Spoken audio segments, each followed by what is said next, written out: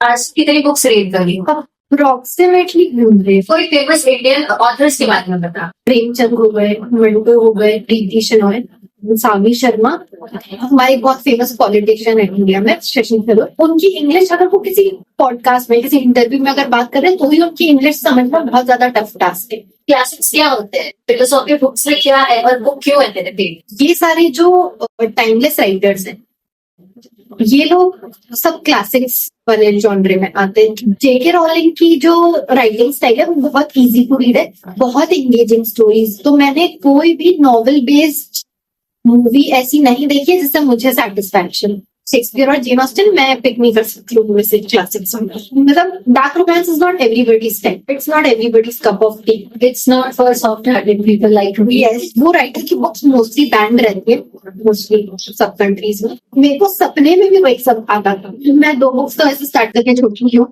लिखना। कोई भी बुक का एंडिंग चेंज करने का अपॉर्चुनिटी, तो तू कौन से बुक का एंडिंग चेंज करना चाहिए? ये वो कमर्शियल बॉलीवुड मूवीज होती है, उन सब में there is this main character और उसका पूरा स्टोरी चालू रहता है, and then out of nowhere कोई एक लड़की आती है, उन लोगों का आपस में जो भी प्यार उन लोगों को होता है वो सब होता है। वो लड़की का रोल एक प्रॉप से ज्यादा मुझे नहीं लगता है। Welcome to the podcast. Thank you for inviting me Isha. तो तू सबसे पहले ये बता कि तूने बुक रीडिंग का हैबिट कैसे डेवलप, और तेरा फर्स्ट बुक तूने जो रीड किया था वो कौन सा? हमारे स्कूल में, मतलब मुझे बुक रीडिंग की आदत जो मेरे को इन्फ्लुएंस किया था सबसे ज्यादा बुक रीडिंग के लिए, वो तब स्टार्ट हुआ था जब मैं 8th स्टैंडर्ड में थी। हमारे स्कूल में कंपलसरी लाइब्रेरी डेज होते थे। वीक में एक दिन हमको लाइब्रेरी जाना कंपलसरी रहता था, और हमारे टीचर्स वगैरह सब बहुत ज्यादा स्ट्रिक्ट होते थे, तो हम लोगों को लाइक वहां जाके आप मस्ती नहीं कर सकते हो। हमारे स्कूल में जो लाइब्रेरी थी वो एमपी की सबसे बड़ी, मध्य प्रदेश की सबसे बड़ी लाइब्रेरी थी। वहाँ के रूल्स वगैरह बहुत स्ट्रिक्ट था, हमको वीक में एक बार वहां जाना रहता था। तो वहां जाकर के जब मैंने नए नए राइटर्स को पढ़ा तो वहां से मेरी रीडिंग हैबिट डेवलप होना स्टार्ट। जो मैंने सबसे पहली बुक पढ़ी थी वो पर्सी जैक्सन। तो it's a fictional book, Harry Potter वाला जो जॉनर है फिक्शनल फैंटेसी, वो वही थी। और मैंने उसको एज टारगेट लिया था। हम लोग कोई भी बुक अगर वहां लाइब्रेरी से बोरो करते थे, so we were suppose to complete in 1 week, और हमको रिटर्न भी करनी रहती। तो वो मैंने फर्स्ट टाइम ली, और मैं शायद फ्री होंगी उस वीक, तो मैंने वो 1 वीक में कंप्लीट करके रिटर्न की थी। तो वहां से मेरे को रीडिंग की हैबिट लगना चाहिए। और ऐसे एकदम बेसिक क्वेश्चन कि कितने टाइप के जॉनर होते हैं एक बुक रीडर के लिए, या बुक रीडिंग में कितने टाइप के जॉनर में? मैं आपको वो बताती हूँ जो जिनके बारे में मैंने सुना है। ओके। तो मैंने फिक्शनल बुक्स, नॉन फिक्शनल में आपका सेल्फ हेल्प बुक्स वगैरह सब आती है। And then there's fantasy, there's romance, then उसका भी सब टाइप्स है, soft romance, dark romance. After that philosophy, and philosophy मेरा फेवरेट जॉनर है। फिर और क्लासिक्स भी मैं बहुत करूँगी। तो जैसे अभी तूने बोला कि तेरा फेवरेट जॉनर फिलोसॉफिकल या क्लासिक्स है, तो क्लासिक्स क्या होते हैं, फिलोसॉफी बुक्स में क्या है और बुक क्यों है तेरे favourite? Classic novels, I think आपने भी शेक्सपियर का नाम सुना होगा, जेन ऑस्टन का नाम सुना होगा।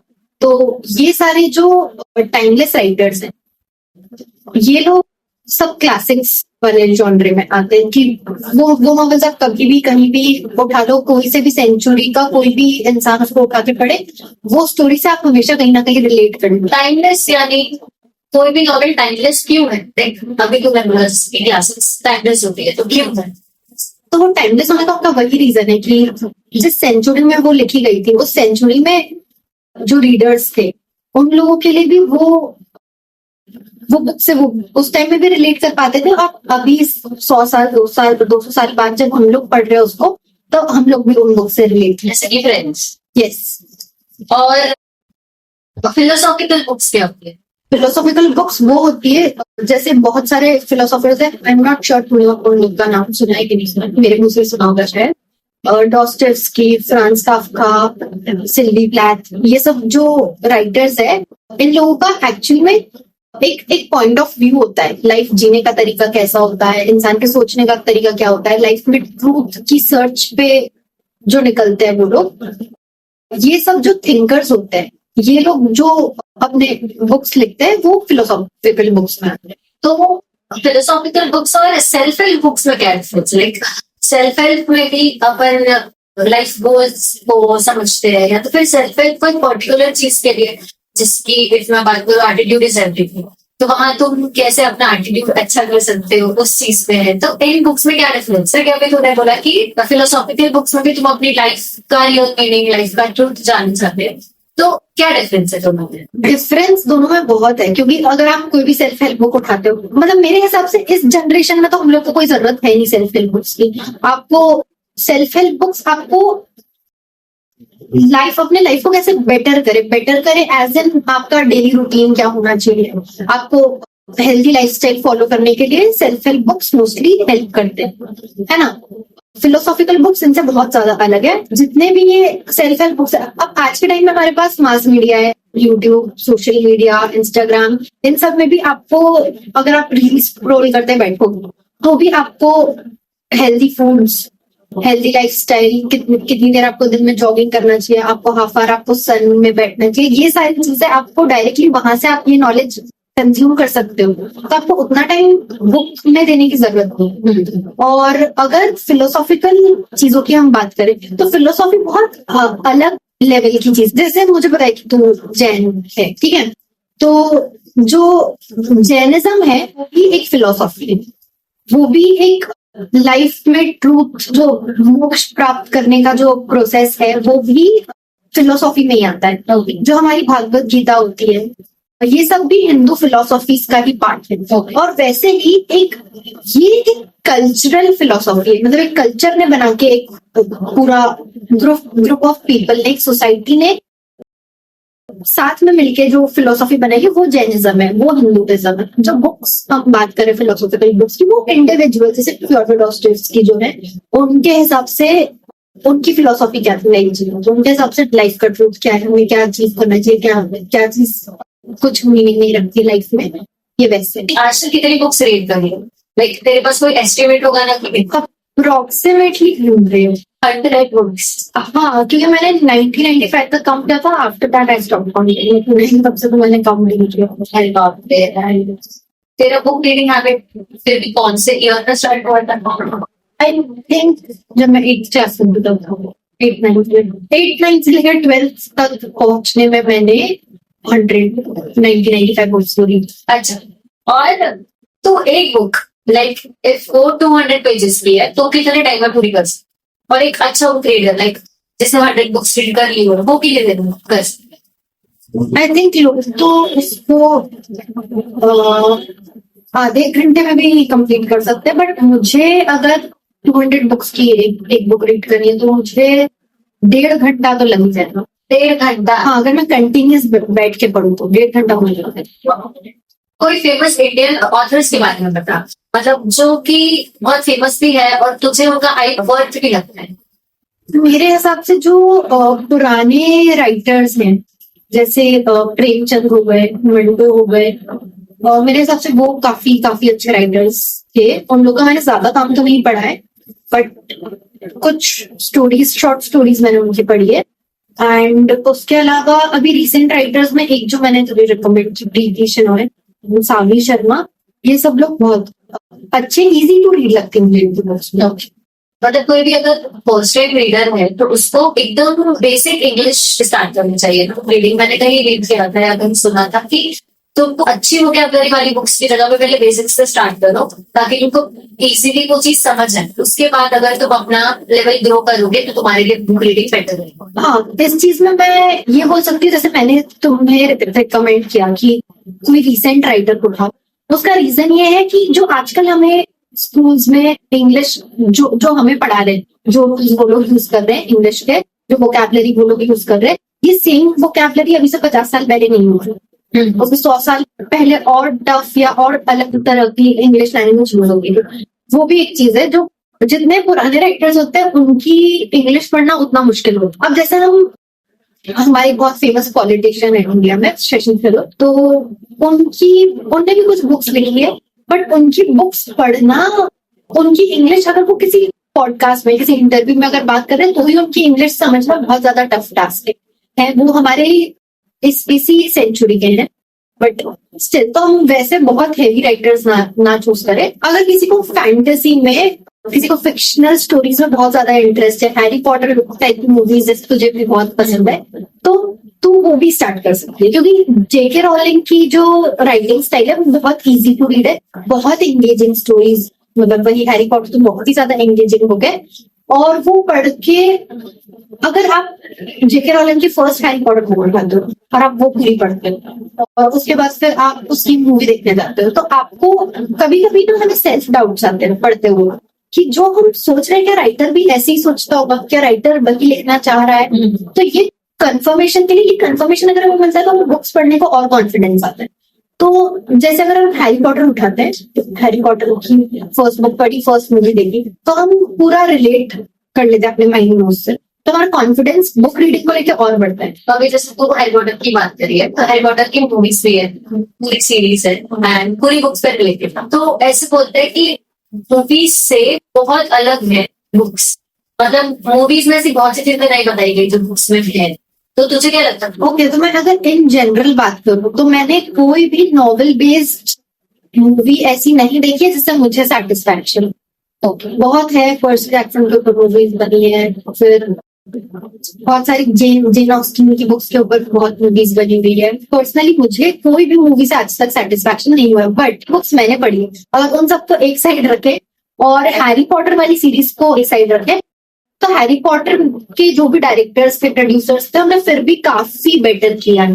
नहीं तो कोई भी बुक, एक बुक होती है आपकी एवरेज बुक 400 पेजेस 500 पेजेस से स्टार्ट होती है, उसको वैसे भी एक 200 पेज में समराइज करके बताने की कोशिश करना आइडिया ही बहुत अब्सर्ड है। तो अगर हैरी पॉटर की बात करें, बहुत सारे इंसिडेंट्स हम लोग ने भी मिस किए हैं हैरी पॉटर मूवी बनाने में, बट बाकी सारी जो मूवीज बनी उनके कंपैरिजन में बहुत अच्छा काम किया हैरी पॉटर के डायरेक्टर्स ने। जैसे मैंने से सुना है कि बहुत सारे जो रीडर्स होते हैं जिनको बुक रीडिंग बहुत ज्यादा पसंद होता है, उन लोग अपना एक इमेजिनरी वर्ल्ड बना लेते हैं एंड उनको ऐसा लगता है कि इमेजिनरी वर्ल्ड रियल होता है।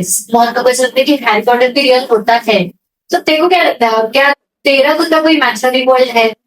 जब भी हम कोई बुक रीड करते हैं तो ऑब्वियसली वो जो वर्ल्ड जिसमें है, अगर आप हैरी पॉटर पढ़ रहे हो तो आप हॉगवर्ट्स में हो, अगर आप पर्सी जैक्सन पढ़ रहे हो तो आप जो ये डेविंगॉर्ड हॉल है आप वहां पे हो। तो ये चीज तो रीडर्स का, ये तो उनका पर्सनल कनेक्शन है उस बुक से। इसको हम लोग वैसे नहीं कह सकते कि मुझे लगता है कि हॉगवर्ट्स असली है कि नकली है या ऐसे। मेरे लिए जब भी अगर मैं हैरी पॉटर पढ़ रही हूँ तो उस टाइम के लिए मेरे लिए, जब तक वो खत्म नहीं हो जाता है मेरे लिए, तब तक के लिए वो मेरे लिए है असली। खत्म हो जाने के बाद अलग अलग ओपिनियंस रहते हैं, उतना भी हमें डिस्क्राइब करने को टाइम है नहीं। अगर मैं पर्सी जैक्सन पढ़ रही हूँ तो मेरे लिए जो पूरा डेविंगॉर्ड वर्ल्ड है वो है रियल। अगर मैं कुछ फिलोसॉफी पढ़ रही हूँ तो मैं पूरा उसमें ढल जाती हूँ कि हाँ यही लाइफ की सच्चाई है। तो इस तरह से readers human to human differ करता है कि आप बुक से कितने कनेक्टेड हो, आप कितना। कुछ लोग हो सकता है नहीं मान सकते पूरे लाइफ में भी कि हाँ होगा कहीं पे हॉगवर्ट्स है असली में, हो सकता है कुछ नहीं, बिल्कुल ही नहीं मानते हो, पढ़ने के बाद भी नहीं मानते। लेकिन मेरे लिए personally I like to imagine, I like to believe कि ये जो लिखा है ये है। बाकी मेरी एक थ्योरी भी है जो मैं आपसे शेयर करना चाहूंगी। तेरे क्वेश्चन उतना रेलेवेंट नहीं है बट स्टिल मैं तुझे बताऊँ।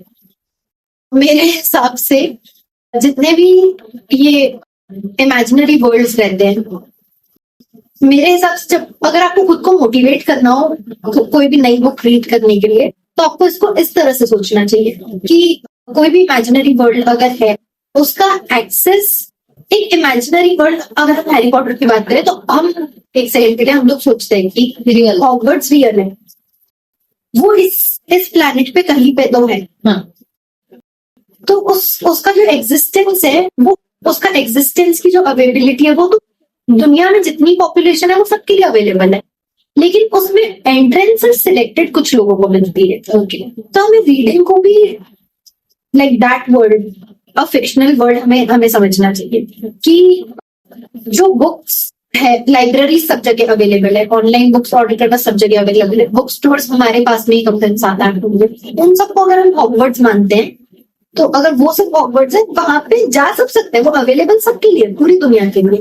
लेकिन वहां जाएगा सिर्फ वही द चोजन वंस को कह सकते हैं, जो सिलेक्टेड कुछ लोग होते हैं। अच्छा क्या रिया, तूने कभी बुक राइटिंग के बारे में सोचा है? लाइक मैंने ना ऐसे बहुत लोग हैं, मेरी एक बहन ने बुक रीड करती है, तो मैंने उसको भी देखा है कि उसके में है कि वो बुक लिखेगी, उसने खुद एक बुक लिखी भी है। तो तेरा ऐसा कुछ है कि तुझे भी अपनी बुक लिखनी है? हाँ, अब इतना हम लोग पढ़ते रहते तो हमारे दिमाग में जितने भी ये फिक्शनल वर्ल्ड्स होते हैं, जो रियल वर्ल्ड्स होते हैं, वो सब कोलाइड करके कुछ कुछ चीजें तो हर रीडर के मन में बनी जाती है। मैं 2 बुक्स तो ऐसे स्टार्ट करके छोड़ चुकी हूँ लिखना, बट हाँ अभी रिसेंटली मैं एक और बुक मैंने लिखना स्टार्ट की है, जिसमें मैं टोटल 10 चैप्टर्स लिखने वाली हूँ, और जिसके अभी 3 चैप्टर्स मैं कंप्लीट कर चुकी हूँ। अब नॉर्मली तेरे फेवरेट जॉनर में तेरी फेवरेट बुक कौन सी है? अभी जैसे तूने अपने को तेरे फेवरेट जॉनर के बारे में बताया कि वो फिलोसॉफिकल है या फिर क्लासिक्स है, तो उसमें तेरी फेवरेट बुक्स कौन सी है या फेवरेट ऑथर्स कौन सी है? ओके, तो मैं तुझे जितने जॉनर्स मैंने पढ़े उनमें सब में बता देती हूँ। जो मैंने स्टार्ट की थी, जब मैंने बुक रीडिंग स्टार्ट की थी, जो मेरी पहली बुक थी पर्सी जैक्सन ऑब्वियसली, तो फिक्शंस में मेरे लिए मैंने रायोडन वर्स मतलब जो पर्सी जैक्सन के राइटर का नाम रिक रायोडन था, तो उनकी लिखी हुई जितनी भी बुक्स हैं, जितनी भी ग्रीक मैथोलॉजी, नॉर्स मैथोलॉजी जो भी उन्होंने लिखा है, उसको रायोडन वर्स बोलते हैं। तो रायोडन वर्स पूरा ही मेरा फेवरेट है। ओके, तो टोटल पर्सी जैक्सन की उनने जो मेन स्टोरी पे बेस्ड उन्होंने 5 बुक्स लिखी थी।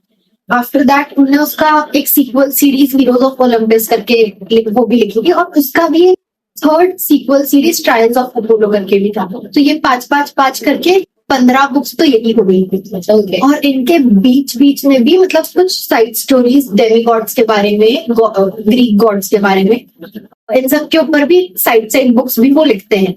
तो वो सब भी मुझे, मेरा फैंटेसी में मतलब बेसिकली मैंने और भी पढ़ा है। I have read Cassandra Clare का जो वर्स था, Rick Riordan, Harry Potter, JK Rowling, तो लेकिन मेरा जो सबसे ज्यादा फेवरेट, सबसे ज्यादा अटैच मैं जिससे फिक्शन पे, वो Percy Jackson, Greek mythology basically. और उसके अलावा ये हमारा फैंटेसी हो गया। आफ्टर दैट मैंने फैंटेसी से धीरे धीरे स्विच किया था क्राइम में। ठीक है, तो क्राइम जो जॉनर था उसमें मुझे Good Girl's Guide to Murder, Holly Jackson, वो मुझे बहुत ज्यादा अच्छा लगा, उनका राइटिंग स्टाइल।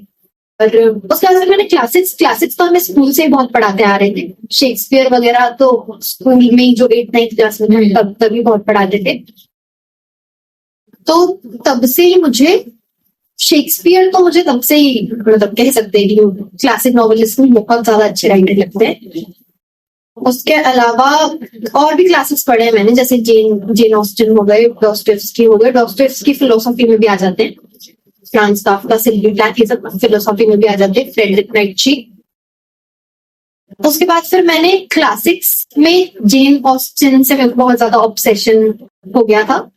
शेक्सपियर और जेन ऑस्टिन मैं पिक नहीं कर सकती हूँ से क्लासिक्स। उसके बाद फिर अभी मैंने रिसेंटली मतलब 1-2 साल पहले मैंने ये फिलोसॉफी पढ़ना स्टार्ट किया। फिलोसॉफी में मैंने फ्योडोर डॉस्टोयेव्स्की की Crime and Punishment, White Nights, Notes from Underground, ये सब पढ़ी है। और भी मैंने पढ़े हैं, वैसे राइटर्स मैंने सब पढ़े हैं, काफ्का, डॉस्टोयेव्स्की, नीत्शे, बट मेरे फेवरेट राइटर ऑब्वियसली डॉस्टोयेव्स्की। उसके बाद अब हम आते हैं last, I guess, dark romance से बचा।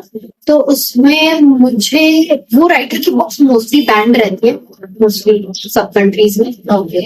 HP कार्ल्टन, तो वो बहुत बहुत ज्यादा अच्छा, उनकी हॉन्टिंग हेडलाइन, वेयर्स मॉली, ये सब बुक्स हैं। तो डार्क रोमांस आते हैं, मतलब ये थोड़ा क्यूरियस टॉपिक है एक्चुअली। मतलब डार्क रोमांस में क्या होता है, बहुत सारी उनके बुक्स बैंड क्यों है इंडिया में स्पेसिफिक? ओके, सो जो डार्क रोमांस होता है उसमें डार्क इसलिए क्योंकि जो जितने भी उसके मेन कैरेक्टर्स रहते हैं उनका जो वो रहता है, पर्सनालिटी रहता है, वो बहुत ग्रे पर्सनालिटी रहता है।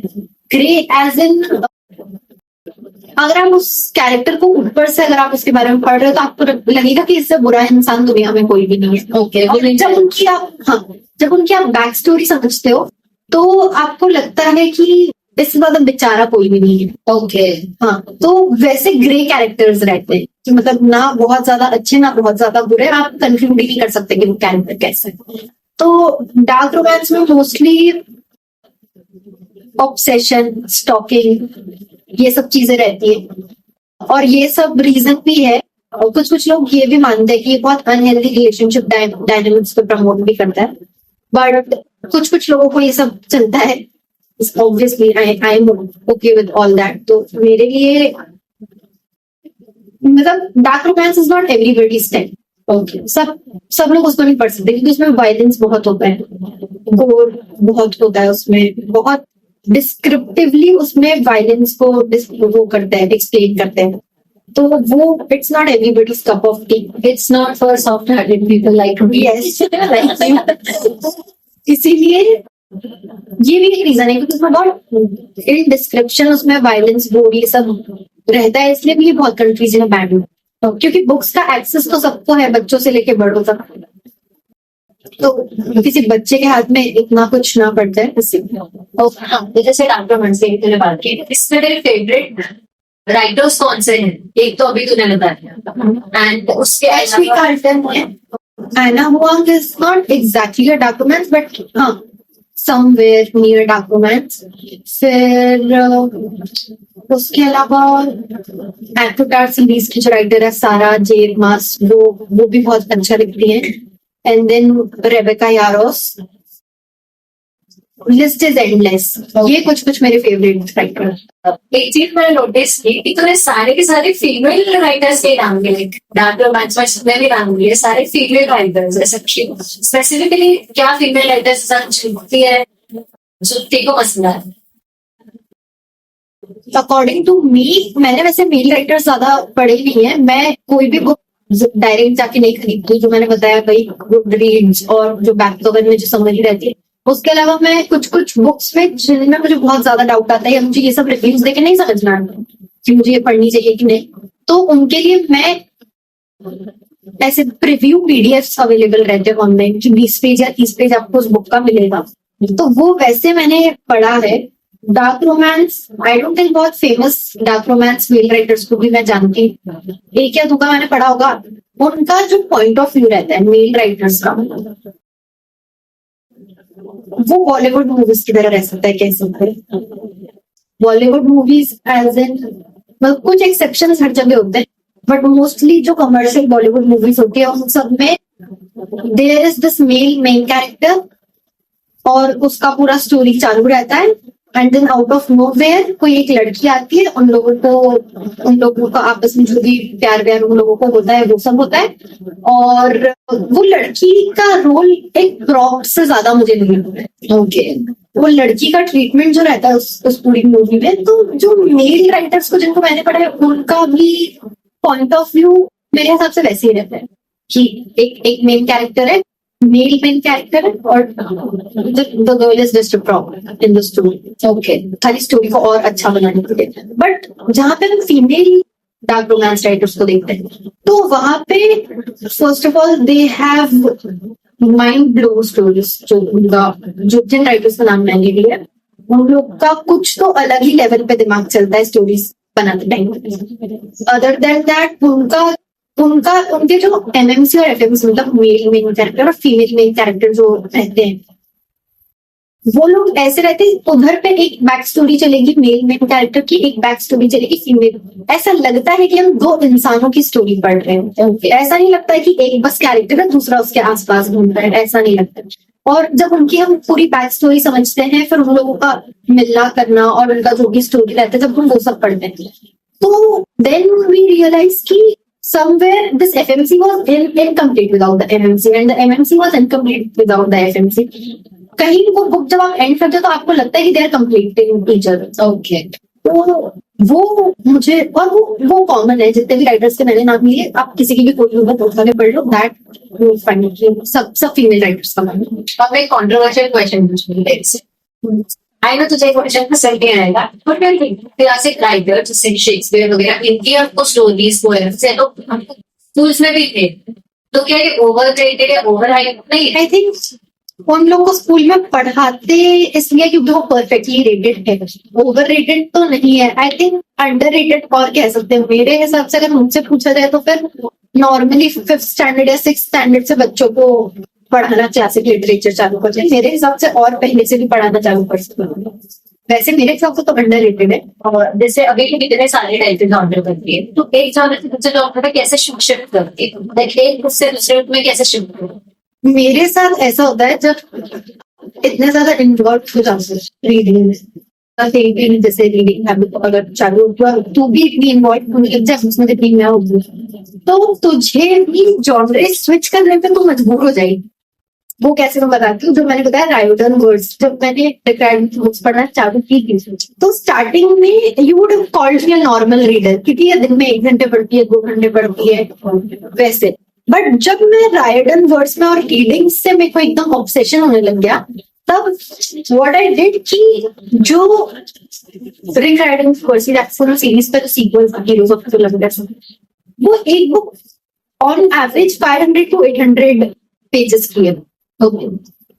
वो एक बुक मैंने दो मेरी रीडिंग स्पीड कितनी थी उस टाइम में, मैंने 2 रात जाग जाग के, मैं इतनी ज्यादा इन्वॉल्व हो गई थी ग्रीक माइथोलॉजी में कि मैंने 2 रात जाग के, मतलब आज सुबह से मैंने पढ़ना शुरू किया, रात तक पढ़ते गए जितना भी बुक 1/4 बुक जो खत्म हुआ करा। फिर रात को भी लेट तक जागते मम्मी पापा को चिल्लाना पड़ता था कि भाई सो जा, कर स्कूल में, लॉकडाउन के टाइम की बात है तो। बट फिर भी अभी ऑनलाइन लेक्चर्स के लिए तो उठना पड़ता था। फिर सुबह उठ के लेक्चर्स लगा के लेक्चर्स अपने सब कंप्लीट करके फिर वही सेम शेड्यूल। तो वो जो 5 बुक्स थी, वो 5 बुक्स मैंने 1 से 1.5 वीक में खत्म किया। अनहेल्दी हो रहा है, आप दिन भर सिर्फ बुक्स पढ़ते। मेरे को सपने में भी वही सब आता था, सपने में होश में भी मैं वही सब सोचती हूँ, तो वैसा ऑब्सेशन नहीं होना चाहिए। तो उसके लिए जब भी मैं, जैसे मैंने जब डार्क रोमांस रीड करना स्टार्ट किया, तो जब मुझे ऐसा लगने लग गया कि मैंने फर्स्ट डे को आई रेड 100 पेजेस, अगले दिन मैंने 200 पेज पढ़ा, फिर जब मैं नहीं रुक पाती तो फिर मैं उस बुक को साइड में रख के मैं तो नई बुक पढ़ूंगा। कोई भी बुक आप स्टार्ट करो तो बहुत स्लो बर्निंग रहती है, आप उसमें इन्वॉल्व हो जाते फिर आप नहीं पाते।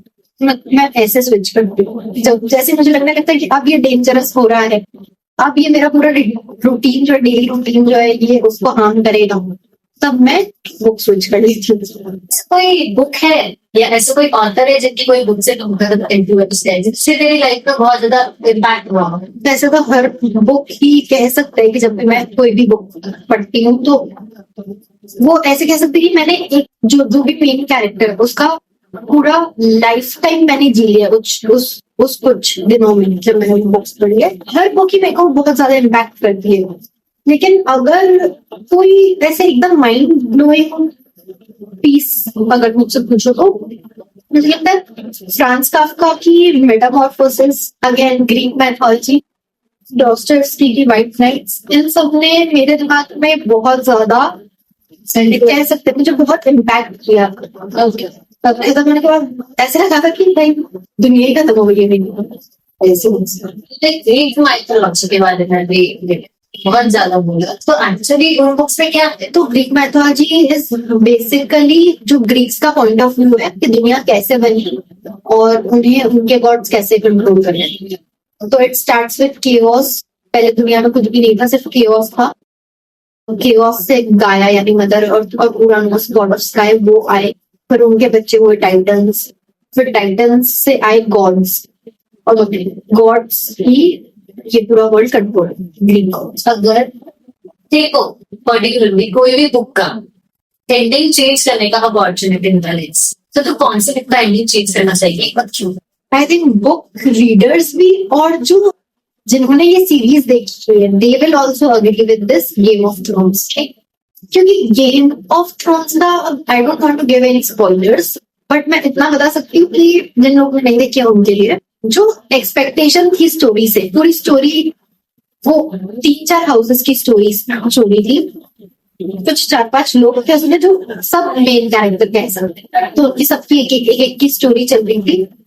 और एट दी एंड जो हम चाहते थे कि इन मेन कैरेक्टर्स में से कोई आयरन थ्रोन पे बैठेगा, उनकी जगह कोई साइड कैरेक्टर बैठे। ओके, इसके साथ हमने डील करा सकते हैं कि 8 सीजन है उसके, तो जो 7 सीजन है उनकी रेटिंग मोस्टली 8 या 9 आउट ऑफ 10 है। और जो सिर्फ लास्ट सीजन और जो लास्ट के कुछ एपिसोड्स हैं उनकी rating I think 4 stars out of 10 या 5 स्टार्स कुछ है। एक क्वेश्चन है, लेकिन मेरा पर्सपेक्टिव है, तू चाहे तो मना भी कर सकती है, पर तेरे को क्या लगता है इंट्रोवर्ट्स या एक्सट्रोवर्ट्स इन दोनों में कौन बेटर रीडर होता है? 50% इंट्रोवर्ट्स है, 50% एक्सट्रोवर्ट्स, तो तेरे को क्या लगता है किसमें ज्यादा रीडिंग हैबिट्स होगी? आई थिंक वो तो इंटरेस्ट टू इंटरेस्ट पहली चीज होता है। एक एक्सट्रोवर्ट भी अच्छा रीडर हो सकता है, इंट्रोवर्ट भी हो सकता है, लेकिन जितने मैंने देखे I think introverts if I have to pick one, लेकिन ये मेरा एकदम सॉलिड आंसर नहीं है। मैं डाइवर्स मुझे पर्टिकुलरली ऐसा होता है कि इंट्रोवर्ट्स, क्योंकि एक्सट्रोवर्ट्स यूज करने के लिए बहुत कुछ होता है, बट इंट्रोवर्ट्स इंट्रोवर्ट्स के पास बहुत कुछ होता है करने के लिए, बट हाँ एक्सट्रोवर्ट्स का मोस्टली टाइम सोशलाइज करने में जाता है। इंट्रोवर्ट्स वो रीड करने में। ओके, अब लास्ट क्वेश्चन, अगर कोई पर्टिकुलर इंसान लिखे मैं आज बुक रीडिंग चालू करना चाहूँ, तो तू ऐसी कौन सी बुक है जो मुझे पढ़ते रहते हुए मिलेगी, जो ऑर्डर स्पेसिफिक नहीं भी होगी, जो कोई भी इंसान पढ़ना चाहे तो उसको अच्छा लगेगा? हैरी पॉटर ऑल टाइम किसी को वो किताब बुरी लगी नहीं सकती।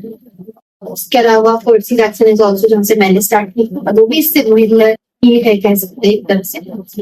अगर कोई बहुत ही ज्यादा छोटे एज के बच्चों को अगर स्टार्ट करनी, फिर I think learniverse is a good, बहुत पतली बुक्स है उनकी, आई गेस 70-80 पेजेस, जो कि बहुत